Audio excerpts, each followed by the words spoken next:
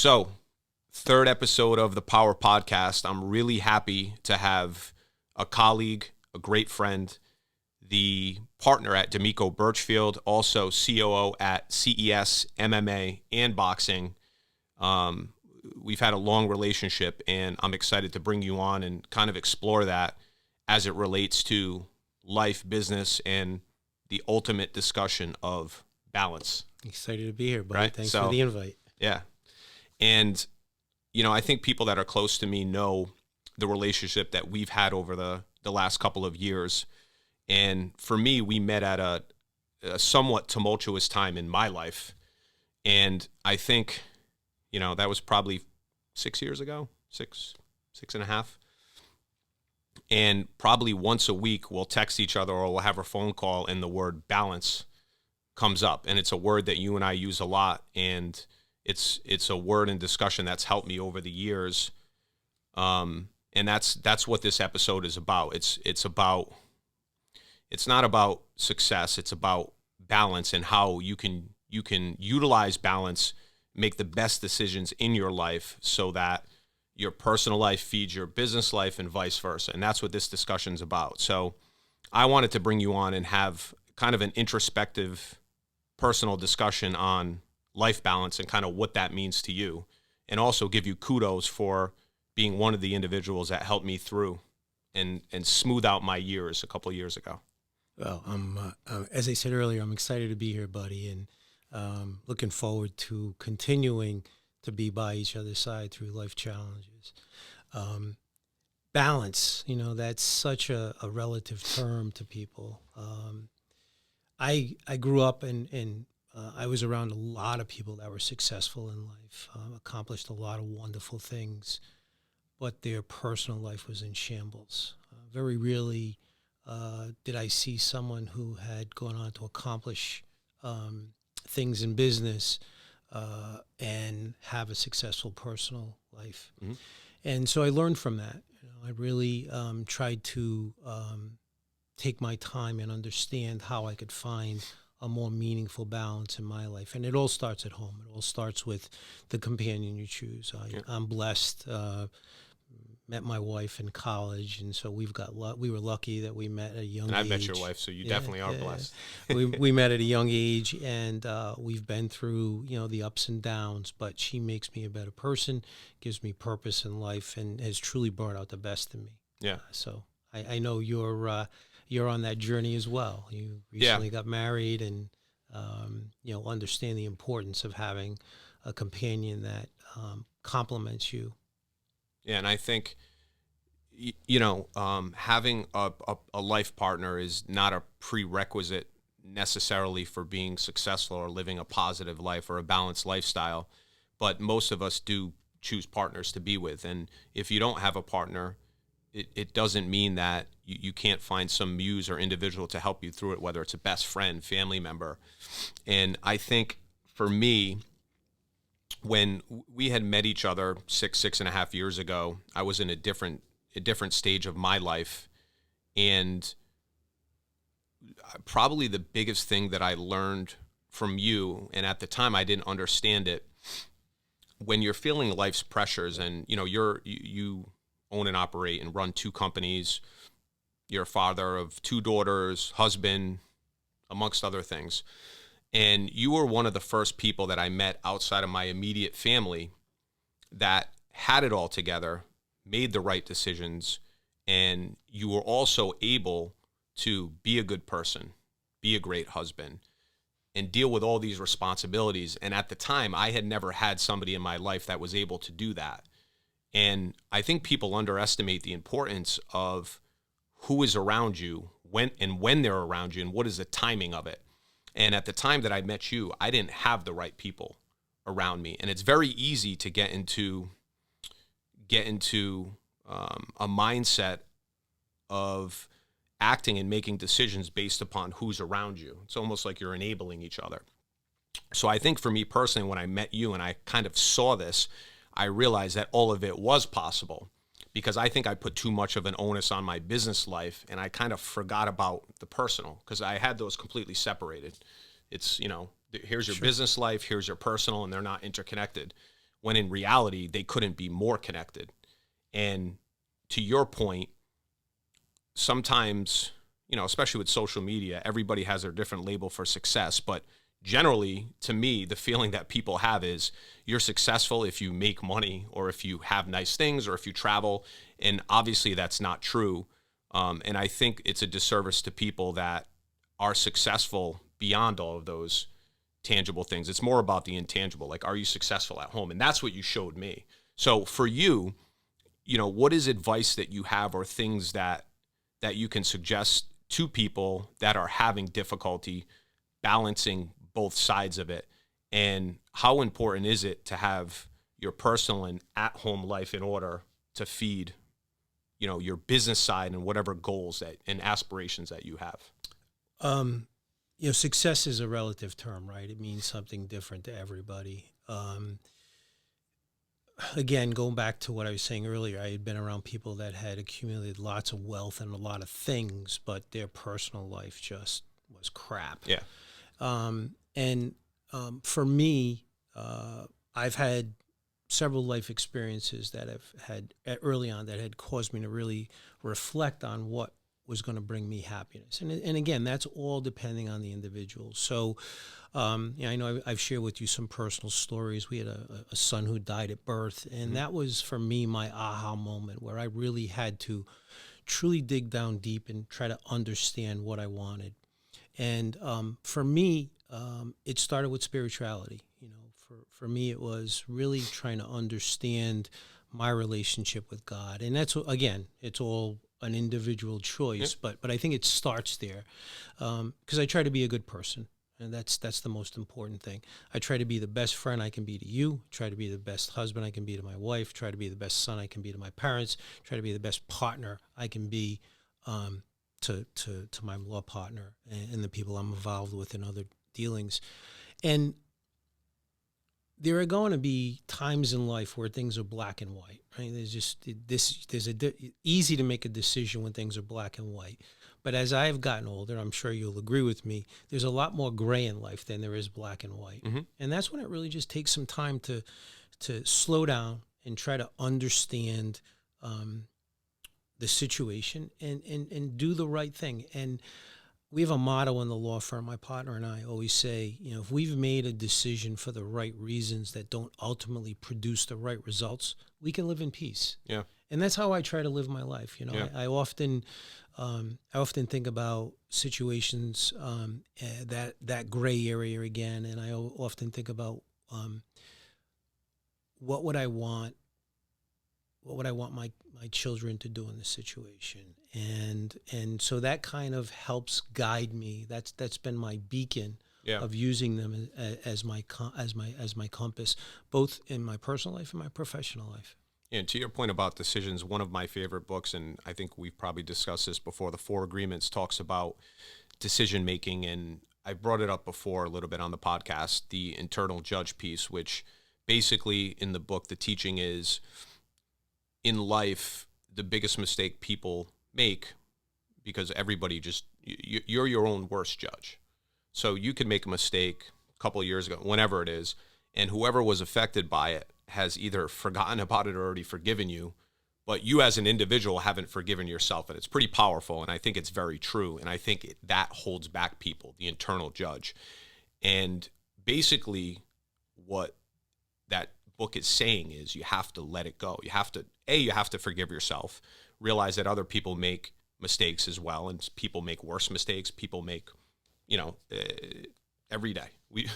We probably make mistakes every day, but I think what's important is to realize that, and also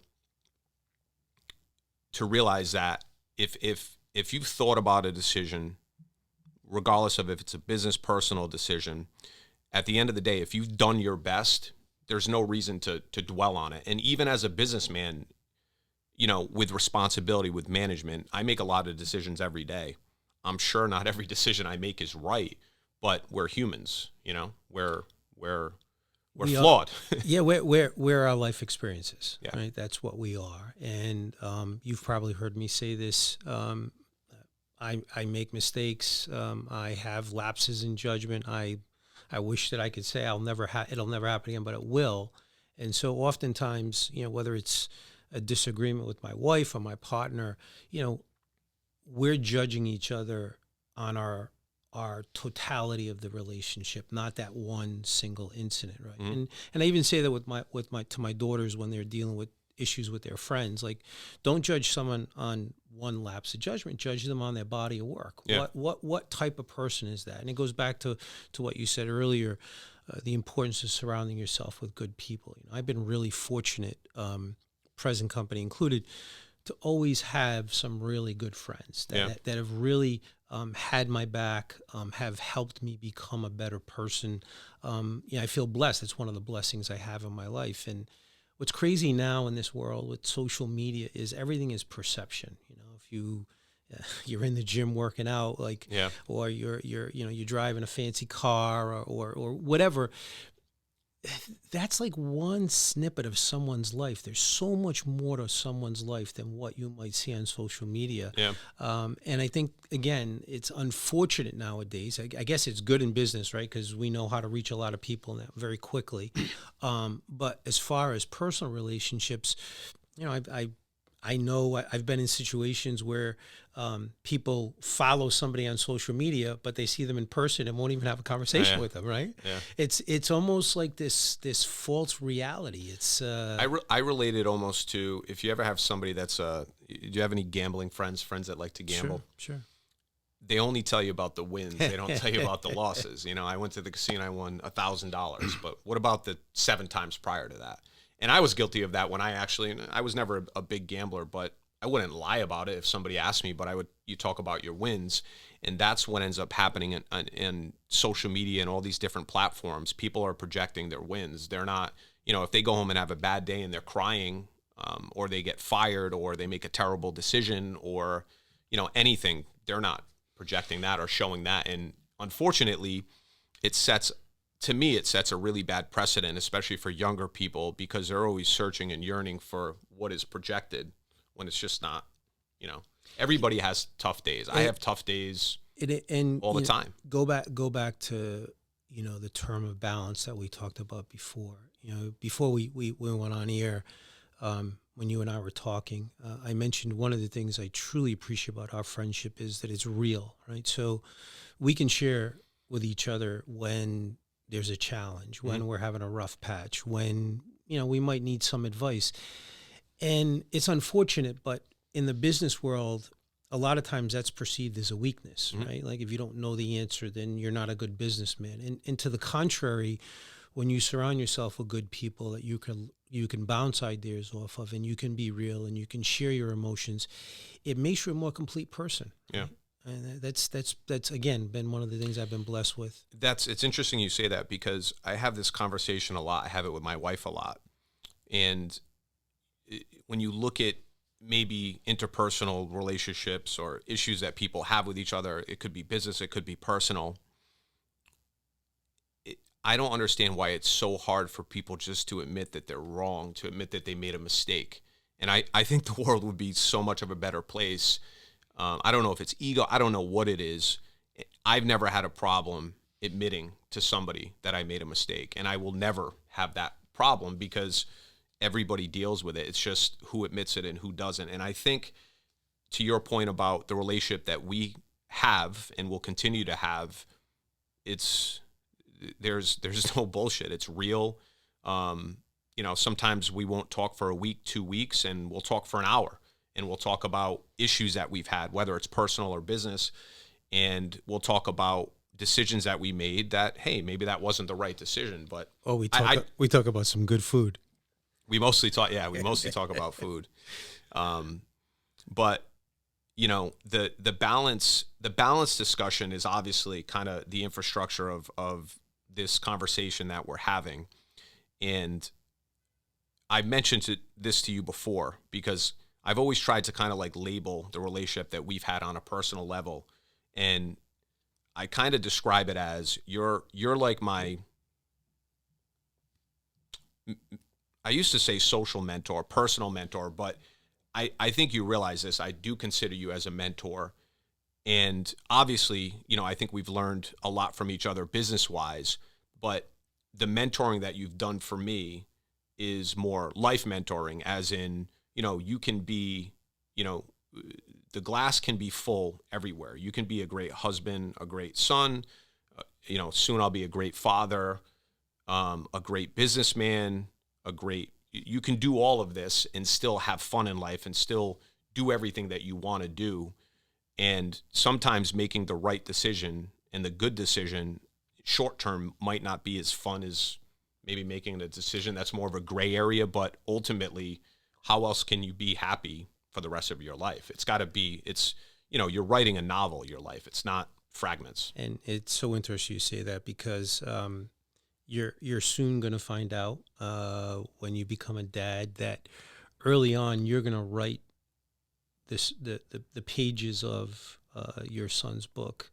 And then at some point he's going to become old enough and take that book out of your hands and say, it's my book to write now. And then he's going to go like this for a little bit. And, right? and he's going to do what he's got to do, and because he's got to figure out how to be the best version of himself. And I've learned more. I've learned more about life from parenting than I have probably from all the books. And you said from just, not that you wouldn't learn something from having boys, but having girls, because you're in a house with your wife and your two daughters. Yeah, so I again was blessed to grow up in a household with a loving mom and dad and two younger brothers. And Jimmy Sr., you have to give a shout out to the legend, the Jimmy legend himself. Burchfield. And it was sports, it was fighting, it was we were food. We were in the restaurant business growing up. It was a lot of hard work. And then all of a sudden, I get blessed with two daughters. And I really had to change the way I saw things in life. Like, it was the first time where I love my wife more than anything in the world. I love my mom more than anything in the world. My grandmothers who passed away, but both of them, all those females were so significant in my life. But my daughters brought a whole different perspective. Like, I had to learn how to choose words. I had to try to understand issues from their perspective that I never understood before. Those things helped me in my business world, right? So I have female staff, and by understanding issues from a female standpoint, it only makes me a better boss at work. So again, this whole balance applies throughout life. It's really an interesting concept when you just slow down and try to understand it. And I think people, and I made this mistake when I was younger in my career, and I think, everybody has a different idea of, like we said, success and hard work. Like, everybody has a different definition of what is hard work. And I think people get caught up in I need to work 20 hours a day. And I know 5, 6, 7 years ago in my career, when I was really trying to scale, I never took vacations. I might take a couple days off, but phones in front of me, laptops in front of me. Whenever I went away, it would be on the weekend, because I didn't want to take work days off, because I felt if I was out of the office, or if I didn't pay 100% attention to my business, it would suffer.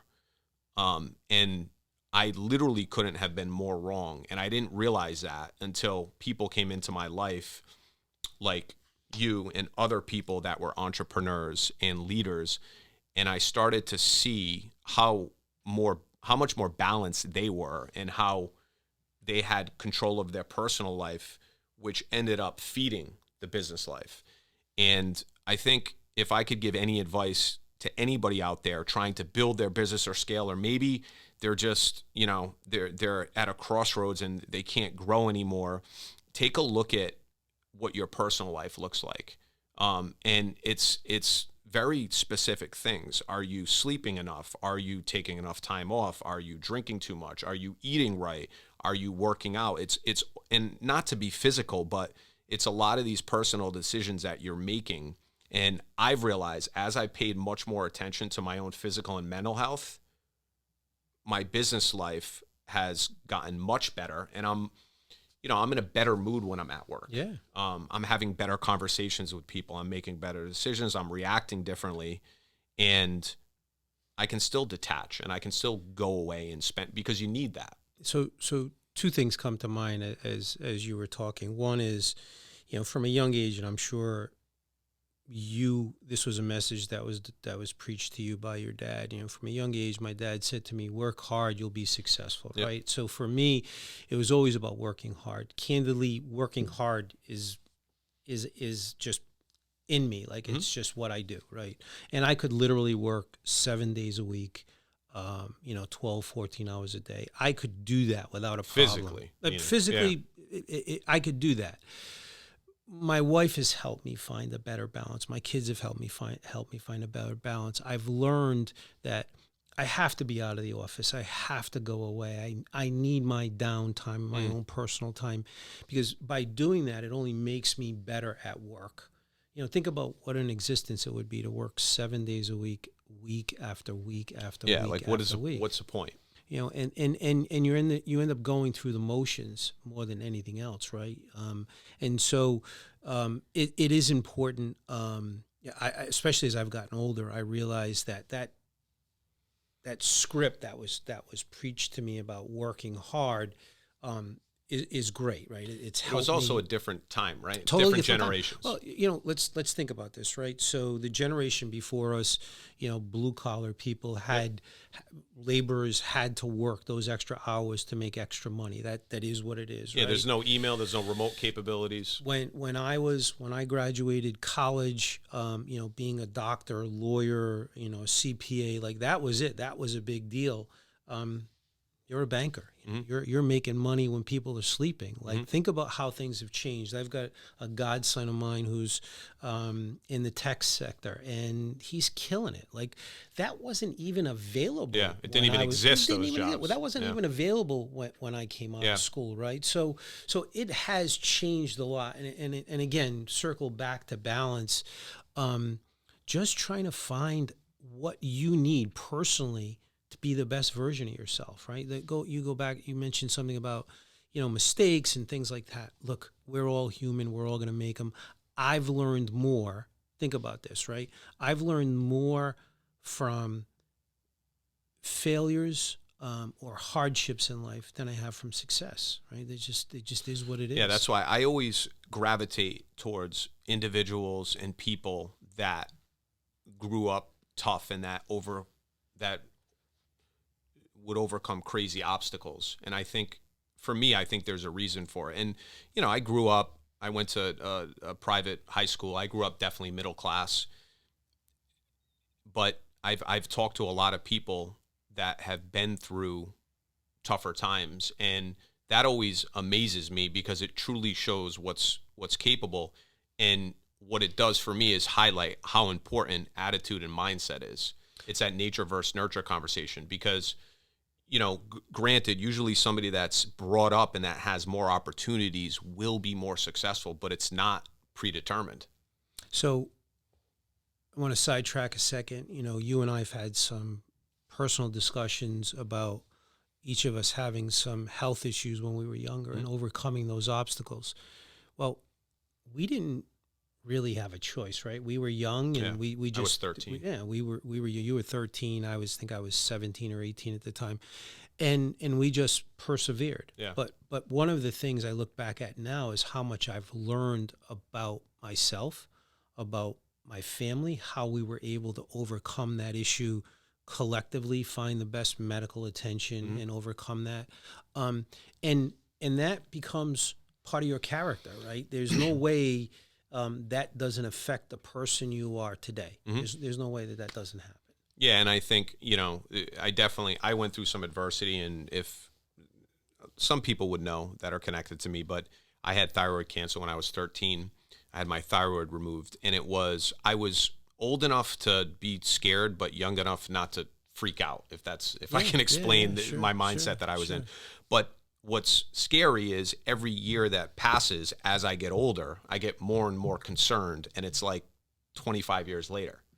But that always sticks with me, and I don't have an attitude like I think something's going to go wrong, but having something happen to you like that at a young age reinforces the fact that we're not here forever, and nobody really knows when their time is up. And I think having thoughts like that and having that mindset has helped me to realize and to feed the personal life. But what I didn't realize, and I've said this before to you, if you're in that mindset where I gotta work, I have these goals, and that's literally all you're thinking about, and you're in tunnel vision, you're gonna burn out and you're gonna fail. Maybe failure you're not gonna see it on the business level, but your marriage is going to be in shambles, or the relationship that you have with your family, how many times do you hear of all these successful people that haven't spoken to people in their family? Like, that doesn't make any sense to me. I think where we have a 100% energy. Whatever each morning we wake up, we have energy, and that energy is either going to be used productively or it's going to be sapped and drained from us, right? Mm-hmm. So if you are in a bad relationship, that energy is going to be sapped from you, right? If you are doing things that you shouldn't be doing, that energy is going to be sapped from you. Mm-hmm. So I try to make a conscious decision to put myself in situations that are going to be positive. Now, it doesn't always happen that way, but I try my best. That's something I am really mindful of on a regular basis. And going back to the health stuff, I think you and I learned a valuable lesson at a young age, and that is how precious life is, mm-hmm. right? Like, life is not guaranteed to anybody, right? I just had a dear friend of mine suddenly pass away. Mm-hmm. There's no way I ever thought that was the last time I was going to talk to that guy. And so what can we do to help favor life? And that is, again, all this positive stuff, right? Sleeping well, eating right, surrounding yourself with positive influences, doing the right thing. And you look at, and not to bring up your friend that passed, and obviously I'm sorry, we've talked about this and it happened suddenly, but if you could, you would have taken a month off out of work to spend the last month of his life with him if you knew that was going to, and think about how powerful that is, because that's really what matters. And I'm not trying to say work doesn't matter. Of course it does. But that true balance, it's not a specific definition, but it's really just it's feeding your personal life, feeding your business, and back and forth, because you have to make a living to live, to have a life. So balance is so hard, because I think human nature is all or nothing, right? So either we're working all the time or we're not working at all, right? Either we're eating really healthy or we're eating like crap, right? That's just the way I think that most people's minds work. But balance, what's required for me, at least for balance, is being mindful, like just really trying to understand what's going on in my life, what I need to do. As I've gotten older, buddy, I think I've become less. When we're younger, we don't realize it, but I think ego drives a lot of what we do. Especially at a younger age. And not even knowing that, right? As I've gotten older, I've really tried to check my ego at the door. And it's funny, because my daughters and I talk about that a lot. They remind me, Dad, is that an ego thing? And they keep me real. They keep me real. They're your judges at home. They are so my judges. But what has become real for me is my life experiences and the people that are in it.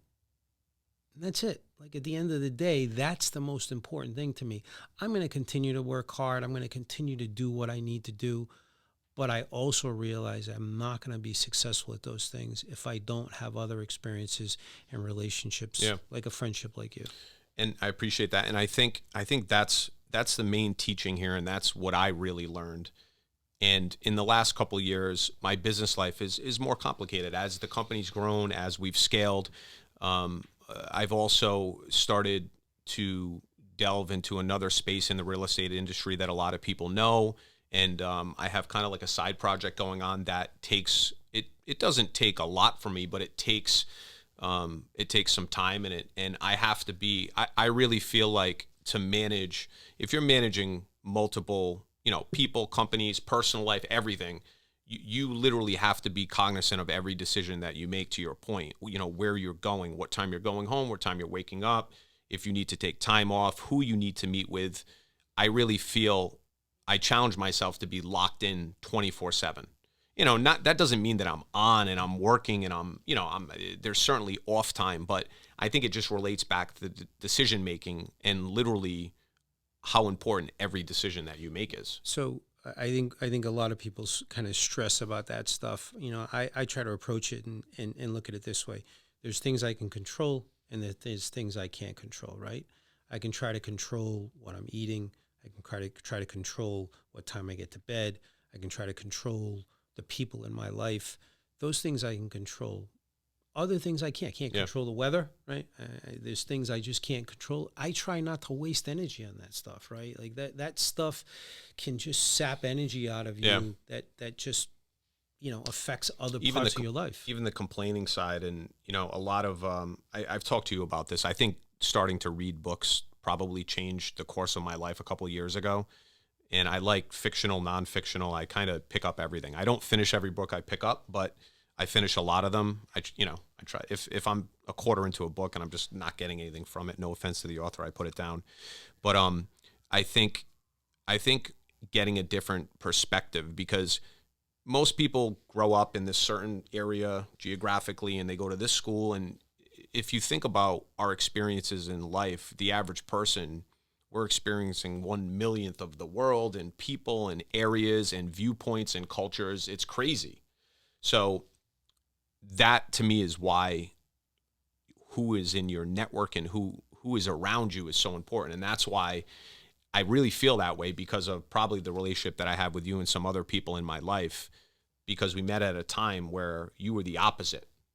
I had Jimmy Burchfield, who I have a conversation with, then I have a conversation with somebody else in my life at the time, and they're like, hey, like, when are we going to go to the club? And I'm like, I should probably not talk to that guy. I should probably talk to Jimmy Burchfield, who, we're having real life discussions, and just talking about things that are actually important in life. Yes, I remember early on in our friendship, we were having dinner together with a couple of other guys, and I don't know if you remember the story, but we were in Fred and Steve's. We were in the private room at Gracie's downstairs, and we just kept talking and talking and talking, and next thing I know, someone taps me on my shoulder. It was my oldest daughter saying, "Hey, Dad, how about I give you a ride home?" She figured we had maybe too many glasses of wine. She was right, though. She was absolutely right. That is right. Another blessing, right? Just another blessing. How grateful I am for your the daughter's people. telling you to, and she was probably what, 17 at the time, 18. Yeah, she had her license, so probably 17, 18. But again, another blessing that she was mindful that I was out with some friends and I wasn't answering my cell phone, so she was kind of a little bit concerned. But that also stems from you. That's because of the support that you gave her, right? And I and hope your so. wife, obviously. And look, again, there's no guarantees in life, right? There's lots of parents that have done everything they possibly can for their children, and that child is going down a different path, right, than what the path they were hoping for. But again, it goes back to having good people in your life, right? Being a good person. I truly believe you get back what you give. There are people in my life that have, for lack of a better description, done me wrong. I don't wish ill on those people. I just move on from there, right? That's just an experience that I've learned from and I moved on from. It's not even worth. I would never get caught up in that negative energy stuff. And I think that's one of the things, again, that has helped me maintain balance. I tell my kids all the time, like, hey, put the drama away. You're not dealing with the real issue if you're focused on the drama. And I hope that that's been a message that helps them. I'm proud of both of them and what they're accomplishing. I think it has, and I'm excited to witness their journey as well. So somebody that has obviously so much going on, and what's interesting to me about life is you can have somebody like Elon Musk that owns 4 or 5 companies, and this is nothing to do with the money that he makes, but how he's able to manage and compartmentalize everything. And then you have an individual that can't even work a full 40-hour work week, right? I look at a situation like that, and balance always plays a part. And a lot of people have had conversations with me, and whenever anybody sees somebody that's operating at a level that they want, or if somebody that looks up to you, I think the conversations that I get into a lot with people are, hey, how can you handle that? How can you manage that? And people almost think that maybe you're overdoing yourself or you're going to get burnt out. And I look at my life now compared to 5 years ago. I was burnt out 5 years ago. I'm not burnt out at all now, and my responsibilities are probably tenfold what they were. Sure. And the reason is because my life is different. My lifestyle is different. So somebody that's listening, an individual like you, father, husband, you got a million things going on. You have your law firm, which you're a partner at, which is just a crazy busy job as is. And then you got the promotion where you're running and you're COO of CES MMA and boxing, which is 2 jobs in itself, right? So you have like 4 jobs. What is the best advice that you can give to somebody that is kind of looking to branch out? Because I think a lot of people are, I wouldn't say obsessed, but like that multiple revenue stream. And a lot of people want to do something outside of their primary, just to, whether it's owning property or opening another company. What's the best advice you can give to somebody, being somebody that's able to do that now? You're functioning at a high level. What would you say to people that are trying to pick your brain and say, well, how do you handle your day every day? So, you know, and I want to preface what I'm about to say is by admitting that life continues to be a journey every day, right? So I've gotten to destinations in my life where I'm like, oh, that's going to be it, and it wasn't. Yeah. Right. And I think that's the fallacy that we're pitched, that, you know, if we graduate law school or we buy our first house or we get that dream car or go on a dream vacation, that's going to be it. And it's not. Life continues to be a journey. For those who are interested in you know, branching out in business, my suggestion is surround yourself with really good people, because that's the only way you're going to be able to do it. In order to keep a balance and not have those other things in your life affected, you can't do it all on your own. Right? So, I mean, I'm blessed at the law firm. I always say this all the time. I mean, I have the smartest people surrounding me, you know, so I have this wealth of smart people that help me run that firm and service our clients. You know, as far as the law firm goes, as far as the CS goes, we've got a dedicated group of people that work there, and, you know, that company's just blowing up. You know, it's something my father started, and we're just continuing to blow that company up, and it's thriving. And as far as my personal life goes, it really comes down to my relationship with my wife. You know, when I, you know, there's obviously been times in our relationship where we may have had a fight or a disagreement. I get to work. I'm mindful that I'm not the best version of myself because things aren't right at home. So I try as much as possible to make sure that things are right at home so I can go and focus on work. And when I leave work, I focus on my family. Yeah. And that for me has been the key. And understanding, it becomes challenging now with you know, cell phones and being accessible all the time. You got to shut that stuff. You know, I think, again, for me, it's about shutting that stuff off. Yeah, that's something I'm working on personally as well. It's hard. It's hard because I think you and I have that. Our mind has to always be moving and working during the day. It's required with everything going on. But, you know, I'd like to touch a little bit on the wife part, the partner part. And we talked about this a little before we started recording today. To me, the most important decision that I've made in my life up until today, was who I chose as a life partner. Sure. And I would not have said that years back. And I think you only realize that when you truly meet your right life partner. Obviously, when I first met you, when I was single, I looked at your relationship with your wife. And listen, you never know what goes on behind closed doors. And there's some people that are faking it when they go out to dinner or whatever. So up to today, if I had to talk about the most important decision I've ever made in my life, it is choosing the right life partner. And that not everybody's meant to have a life partner, right? and I would not have said this 5, 6, 7 years back, but when I first met you, I didn't have a partner at the time. And I looked at the relationship you had with your wife, and I knew it was authentic. There's some people that you meet out or you know it's not authentic. And that's something from day one that I saw, and I realized how important it was to you. And I realized at the time that I really did want a life partner when I wasn't sure. And I think you have to be around people that have that good relationship. And no relationship's perfect. And to your point, you have arguments, and I'm sure you still will have arguments. But to me, who you spend the most of your time with your partner.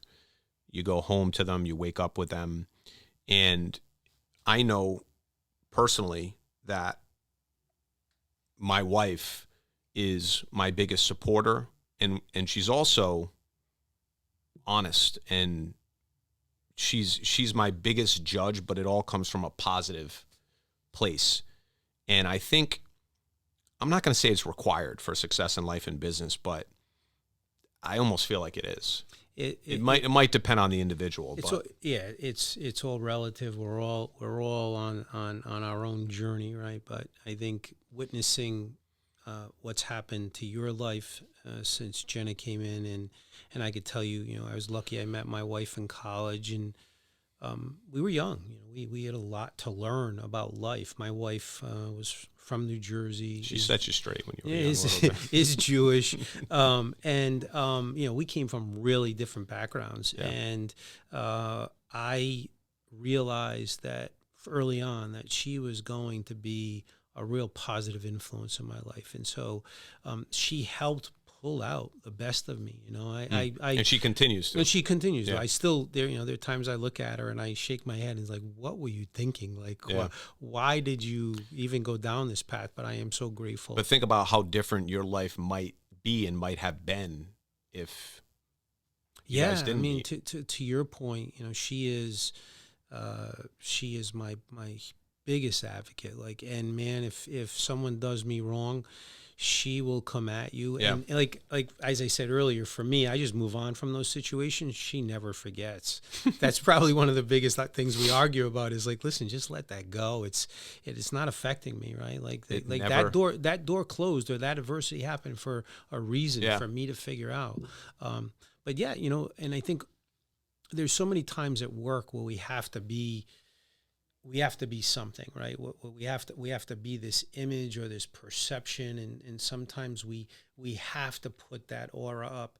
When we get home, we're our true self, right? We're hopefully our authentic self. So that person that's with us at home, stripped away, is going to know us better than anybody else. Yeah, and I think that's really what's important. And again, I'm not sitting here advocating if you need to find somebody to be successful, but I think most importantly, who you have in your life is so important. Absolutely. As a partner, so important. As a partner, as friends, like you said, you were having a conversation with me and a conversation with somebody else, and what felt more comfortable? Where did you want to be? And for me, having a conversation like we're having right now is pretty similar to the conversations we have, whether we're sitting in a bar having a drink or whether we're talking on the phone as we're driving home from work. So these are the things for me I enjoy the most. Yeah, and hopefully people that are listening got something from this. This wasn't a super scripted podcast. I think we just wanted to have a serious, personal, introspective conversation about how important balance is, how it's affected us personally. I wanted to thank you, obviously, for. I think I try to give credit to anybody that's ever helped me, and I hope you realize the how much you've helped me navigate and figure out how to be really happy. And obviously my father. There's so many people in my life that have helped me and that have been mentors to me. But as a non-family, we're not family, we're not blood related, but I feel like you're family. I want to thank you for really just showing me the right path. And I ended up kind of following in your path as far as family and business, but you were one of the first guys that really showed me that you can be a good person and a good father and a good husband and a good leader. You can do all that and still love life and have fun. Because I actually didn't love life when I didn't have that personal side taken care of. I got goosebumps, buddy. I appreciate that compliment. And right back at you, there's lots of things that I continue to learn from you. You know, business is challenging at times. And as you get older, I think it's human nature to maybe want to rest on your laurels. And you lit the fire under me, you know, when we first met about being more aggressive in business. And so I appreciate what you've done for my life as well. We help each other. And I have a special announcement. I want everybody who's listening to hear this. So March 4th, CES MMA makes its return to Bally's Twin River, and I'm excited to announce that special ring announcer that night, Zack LaVake. I'm working on the, I can't say let's get ready to rumble, but I'm gonna work on a tagline. But it's one of the first times that it's really the first time that we've worked together on something like the CES MMA and boxing, and I'm super passionate about boxing and MMA, but it's one of those sports that strips away everything, and you put a couple guys in the ring, and that's what's special about it to me. Not that team sports aren't special, but you got two people in the ring, men or women, and you know they're giving everything that they have inside, mentally, physically, and I appreciate the opportunity. But yeah, March 4th. I'm gonna put a tux on, get in the ring, and I'm gonna try to get some Michael Buffer vibes in the ring. So we'll see. If I could tell the audience, so I get these voice messages often lately about different things that he wants to say in the cage. So be ready. Be ready for on March 4th. Come. Well, you are an attorney, so I'll make sure that whatever I say is not copyrighted by anybody else, right? So listen, appreciate the time, appreciate the conversation. Him and I could talk for 5 hours, but we really hoped you enjoyed it. Tried to make it as personal as possible. And again, Jimmy Burchfield, a great friend, a great mentor, and really he's I feel like your family. I appreciate everything, and congrats and to all your success and all the future success that lies in front of you, personal and business. Thanks, brother. To the journey. All right, thanks guys for listening. Appreciate it.